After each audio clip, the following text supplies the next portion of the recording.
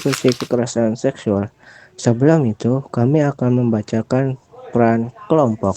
1. Fajar sebagai moderator, Indriatnya sebagai presenter, Siti Nurhaliza sebagai presenter, Yudika sebagai editor video, Putri Sapira sebagai pembuat PPT, Najwa sebagai notulen, Nikita sebagai dokumentasi, Hakil sebagai operator, Rahman sebagai operator, Rizik sebagai operator. Pengertian atau definisi persekusi. Persekusi adalah tindakan penganiayaan, perlakuan buruk, atau pemburuan sewenang-wenang yang dilakukan secara sistematis oleh individu atau kelompok terhadap individu atau kelompok lain. Seringkali karena perbedaan suku, agama, ras, ideologi, atau pandangan politik. Perilaku ini seringkali bersifat intimidatif, dapat berupa pelecehan verbal maupun kekerasan fisik, dan merupakan bentuk main hakim sendiri karena tidak melalui proses hukum yang seharusnya. Definisi menurut KBBI, pemburuan sewenang-wenang terhadap seseorang atau sejumlah warga yang kemudian disakiti, dipersusah, atau ditumpas. Bentuk-bentuknya, pelecehan atau penganiayaan fisik dan psikologis, penggusiran paksa, intimidasi dan ancaman, pencemaran nama baik termasuk melalui media sosial. Motif, perbedaan suku, agama, ras, etnis, atau ideologi, pandangan politik, tindakan balas dendam atau intimidasi. Dampak, pelanggaran hak asasi manusia, menimbulkan penderitaan dan ketakutan. Contoh dalam kasus, menggunakan media sosial untuk melacak, memprovokasi massa, dan mendatangi rumah atau kantor target untuk melakukan intimidasi atau kekerasan, memaksa korban menandatangani surat permintaan maaf, atau mendesak agar korban dipecat dari pekerjaannya. Kasus persekusi dua wanita di pesisir selatan, Sumatera Barat, dapat dianalisis menggunakan rumus 5W1H sebagai berikut. Apa? Pelecehan seksual dan kekerasan terhadap dua wanita di belakang kafe di pesisir selatan, Sumatera Barat. Siapa? Pelaku adalah sekelompok pemuda yang memaksa dan melakukan kekerasan terhadap dua wanita. When? Kapan? Kasus tersebut terjadi pada bulan Ramadan 2023. Where? Di mana? Kasus tersebut terjadi di belakang kafe yang berada di pesisir selatan Sumatera Barat. Why? Mengapa? Kasus tersebut terjadi karena dipaksa oleh sekelompok pemuda yang tidak bertanggung jawab. How? Bagaimana? Sejumlah pemuda melakukan pelecehan seksual dan kekerasan terhadap dua wanita di belakang kafe, sehingga menimbulkan trauma dan kerugian bagi korban. Beberapa jenis pelecehan seksual. Yang pertama, sentuhan fisik yang disengaja. Itu termasuk ke dalam pelecehan seksual fisikal. Yang kedua, memotret bagian tubuh seseorang. Itu termasuk ke dalam pelecehan seksual visual. Yang ketiga, menatap berlebihan tubuh seseorang. Itu termasuk ke dalam pelecehan seksual nonverbal. Yang keempat, komentar atau lelucon tentang tubuh seseorang. Itu termasuk ke dalam pelecehan seksual verbal. Dalam kasus persekusi dua wanita di pesisir selatan, Sumatera Barat, beberapa hak asasi manusia yang dilanggar adalah 1. Hak atas keselamatan dan perlindungan. Pasal 3 Deklarasi Universal Hak Asasi Manusia. Korban mengalami kekerasan dan pelecehan seksual yang melanggar hak mereka atas keselamatan dan perlindungan. 2.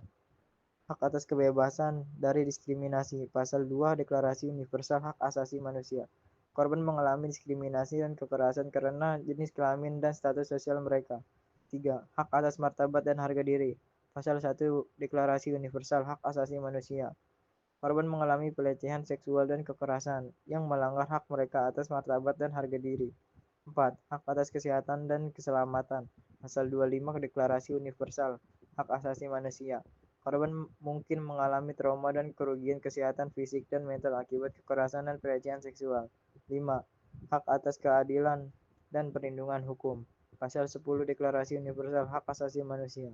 Korban berhak mendapatkan keadilan dan perlindungan hukum atas kekerasan dan pelecehan seksual yang dialami. Dalam konteks hukum Indonesia, beberapa undang-undang dilanggar adalah: pertama, Undang-Undang Nomor 39 Tahun 1999 tentang Hak Asasi Manusia. pasal 28E, 28I. 2. KUHP pasal 351 penganiayaan dan pasal 156 penistaan terhadap kelompok. 3. Undang-Undang Nomor 23 Tahun 2004 tentang penghapusan kekerasan dalam rumah tangga. Berikut beberapa pasal dalam Kitab Undang-Undang Hukum Pidana KUHP yang terkait dengan pelecehan seksual. 1. Pasal 281 KUHP pelecehan seksual dengan kekerasan atau ancaman kekerasan dapat dihukum dengan pidana penjara paling lama 9 tahun. 2. Pasal 282 KUHP pelecehan seksual terhadap anak di bawah umur dapat dihukum dengan pidana penjara paling lama 15 tahun. 3. Pasal 289 KUHP pelecehan seksual dengan menggunakan kekerasan atau ancaman kekerasan dapat dihukum dengan pidana penjara paling lama 9 tahun. 4.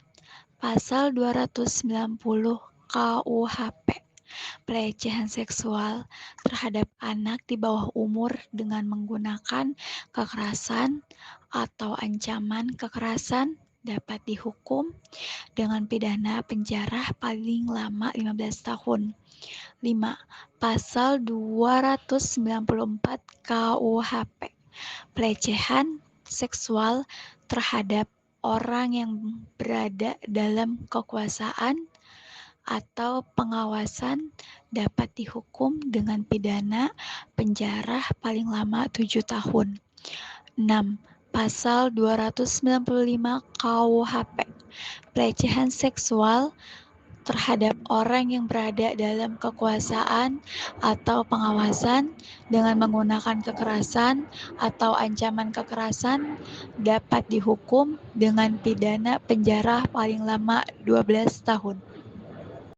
Solusi pada kasus. Langkah-langkah yang dapat dilakukan. Yang pertama, lapor polisi. Korban harus membuat laporan polisi tentang kejadian tersebut dan memberikan bukti-bukti yang ada. 2. Pemeriksaan medis. Korban harus menjalani pemeriksaan medis untuk memastikan kondisi fisik dan mental mereka. 3. Pendampingan hukum. Korban harus mendapatkan pendampingan hukum dari lembaga yang berwenang untuk membantu mereka dalam proses hukum. 4. Perlindungan saksi. Saksi-saksi yang ada harus mendapatkan perlindungan dari pihak berwajib untuk mencegah intimidasi atau ancaman. 5. Proses hukum. Pelaku harus diadili dengan dihukum sesuai dengan hukuman yang berlaku.